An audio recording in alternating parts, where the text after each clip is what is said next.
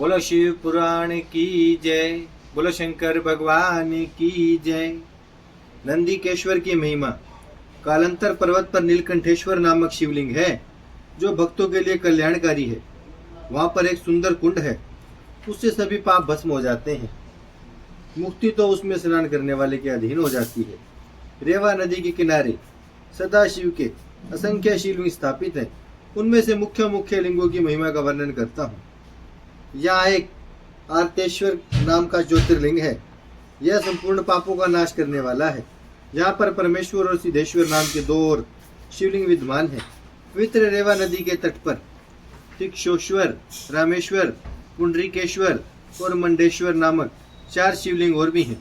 इसी तरह नर्मदा नदी के तट पर धुंधुरेश्वर, जलेश्वर, कुंभेश्वर, सोमेश्वर, नीलकंठेश्वर, मंगलेश्वर आदि शिवलिंग है। वहाँ नंदीकेश्वर महादेव तो अनगिनत हत्याओं के पाप को नाश कर भक्ति से सभी मनोकामनाओं को पूरी करते हैं। वहाँ पर महावीर जी द्वारा स्थापित कपीश्वर लिंग भी स्थापित है। यह लिंग भी अनंत फल के दाता है। ऋषियों ने सूत जी से कहा, हमें नंदीकेश्वर शिवलिंग के महिमा को विस्तार से समझाइए। सूत जी बोले, रेवा नदी के तट पर 4 वर्णों के द्वारा सेवित एक कर्णिका नगरी है। वहाँ पर एक ब्राह्मण का निवास था। उसके 2 पुत्र थे। वृद्धावस्था में अपनी पत्नी को पुत्रों के पास छोड़कर वह काशी में रहकर तपस्या करने लगा। समय आने पर उसकी मृत्यु हो गई। उसके पुत्रों ने उसकी विधि पूर्वक अंत्येष्टि संस्कार एवं श्राद्ध पिंडदान आदि किए। ब्राह्मण की पत्नी के पास जो धन था उसमें से कुछ अपने पास रखकर धन को दोनों पुत्रों में बराबर बराबर बांट दिया। मृत्यु काल निकट आने पर ब्राह्मण की पत्नी ने दोनों पुत्रों से कहा, मैंने तुम्हारे पिता की तरह काशी में रहकर प्राण छोड़ने का विचार किया था, परंतु ऐसा नहीं हो सका। अब मेरे मरने के बाद मेरे श्राद्ध पिंडदान आदि काशी जाकर करना और मेरी अस्थियां भी काशी जाकर गंगा में प्रवाहित कर देना। उसके सुबाद नामक पुत्र ने माता को विश्वास दिलाया कि जैसा आप चाहती हैं वैसा ही होगा। बेटे से आश्वासन की बात सुनकर शिव जी का ध्यान करते हुए ब्राह्मण की पत्नी शिवलोक को प्राप्त हो गई। यह देखकर दोनों पुत्र शोकाकुल होकर रोने लगे। सभी कुटुंबी वह पड़ोसी वहां एकत्रित हो गए। पुत्रों ने अपनी माता का अंतिम संस्कार किया तथा एक पुत्र सुबाद ने माता की इच्छा अनुसार उनकी अस्थियां काशी ले जाकर गंगा नदी में प्रवाहित कर दी तथा वहां पिंडदान व श्राद्ध आदि किए। मार्ग में सुबाद ने 20 योजन मार्ग तय करके सूर्यास्त के समय एक ब्राह्मण के घर में रात्रि विश्राम किया। प्रात उठकर संध्या वंदन तथा पूजा की। रास्ते की थकान न उतरने के कारण उसने अपने अनुचर के साथ यह दिन भी वहीं व्यतीत किया। रात्रि आने पर एक अद्भुत घटना हो गई। उस घर का स्वामी उस दिन शाम के समय कहीं बाहर जाने को तैयार हुआ तो उसे याद आया कि आज मैंने गाय का दूध नहीं दुआ है। इस पर वह अपनी पत्नी से बोला, दूध निकालने के लिए बर्तन लाओ और खूंटा से बछड़ा खोलो। यह सुनते हुए उसने पति को दूध निकालने के लिए बर्तन दिया और बछड़ा खोलकर गाय के पास ले आई। कहीं बछड़ा अधिक दूध न पी ले, यह सोचकर बछड़े को गाय के थनों से हटा दिया। इससे बछड़ा खूब उछलने कूदने लगा। ब्राह्मण का अधिक रोकने के प्रयत्न करने पर उसके पांव में ठोकर लग गई। इस पर ब्राह्मण ने बछड़े को मार पीट कर दूध निकाला और अपने कार्य में चला गया। गाय बछड़े के लिए बहुत दुखी थी, वह रंभा रही थी। यह देखकर बछड़े ने माता को धैर्य बंधाते हुए कहा, तुम रो मत, धैर्य रखो, यह सब कर्मों का खेल है। जो जैसा करता है वैसे ही फल पाता है। मुझे निरपराध को मारने का फल इससे अवश्य मिलेगा। बछड़े की बात सुनकर गाय शोकाकुल होकर बोली, मैं बड़ी हतभागिन हूँ। मुझे तभी शांति मिलेगी जब मैं इस ब्राह्मण से बदला ले लूंगी। मेरी तरह यह भी दुख भोगेगा। बछड़ा कहने लगा, हम अपने पूर्व जन्म के पापों का फल भोग रहे हैं, जो पशु बनकर यहाँ तरह तरह के फल भोग रहे हैं। अब यदि इस जन्म में इस ब्राह्मण को मारोगी तो पाप लगेगा।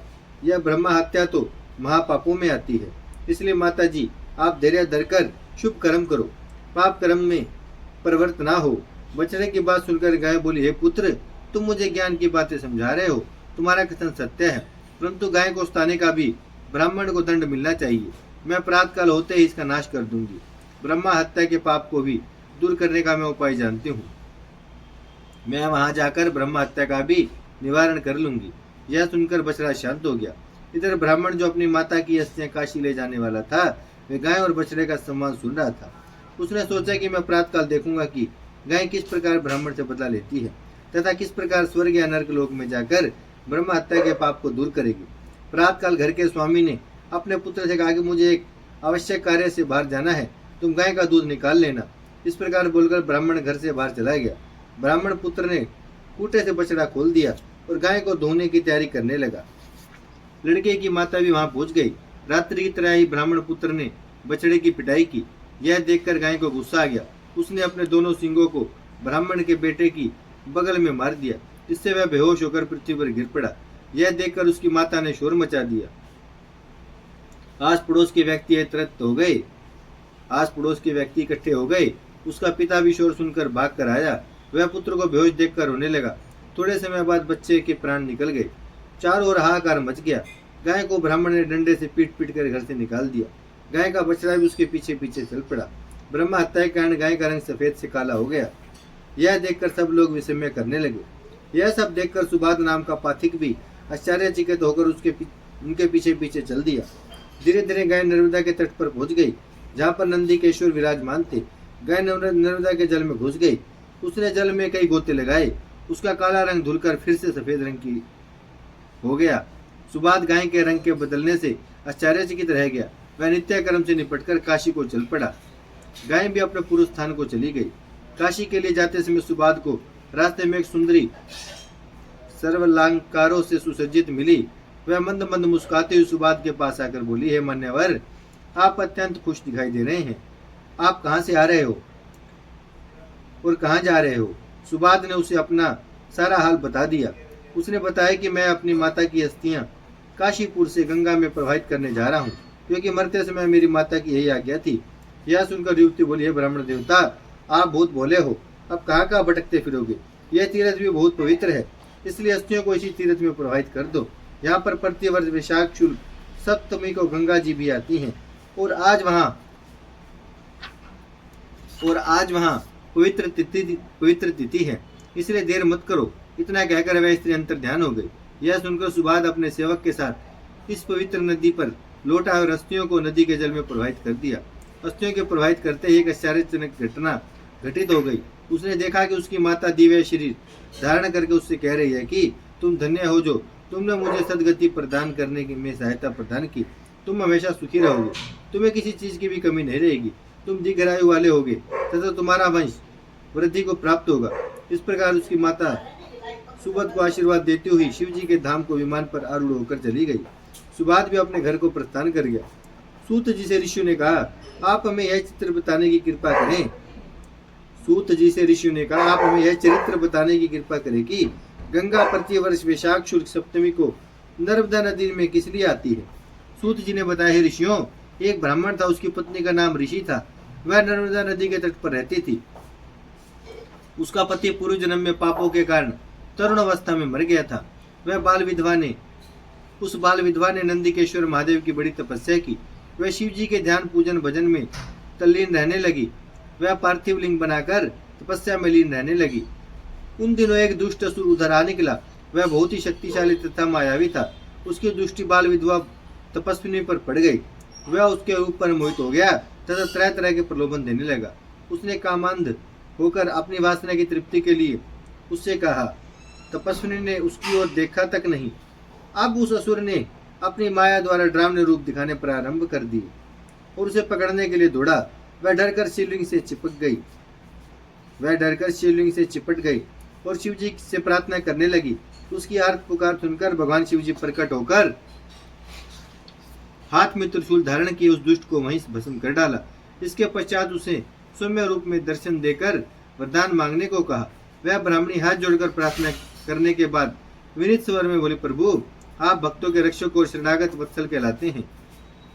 आपके चरण कमलों में मेरा बार बार परिणाम स्वीकार हो।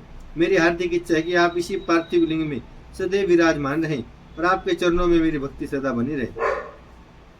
शिव जी बोले, हे देवी, तुम्हारी अभिलाषा अवश्य पूरी होगी। इधर पतित पावनी गंगा जी भी लहराती हुई दिव्य रूप धारण कर ब्राह्मणी के पास आकर बोली, हे कल्याणी, मैं तुमसे प्रसन्न हूँ। मैं प्रतिज्ञा पूर्वक कहती हूँ कि प्रतिवर्ष वैशाख शुक्ल सप्तमी के यहाँ आया करूंगी। इसका कारण यह है कि जहाँ भोले शंकर का निवास हो जाता है वहाँ मेरा आगमन परम आवश्यक है। गंगा जी का यह कथन सुनकर ब्राह्मणी अति प्रसन्न हुई। भगवान भोले शंकर तभी से इस पार्थिव लिंग में विराजमान हो गए तभी यह वैशाख शुल्क सप्तमी के दिन गंगा जी यहाँ आने लगी। तभी से यह तीर्थ नंदिकेश्वर नाम से प्रसिद्ध हुआ। बोलो शंकर भगवान की जय।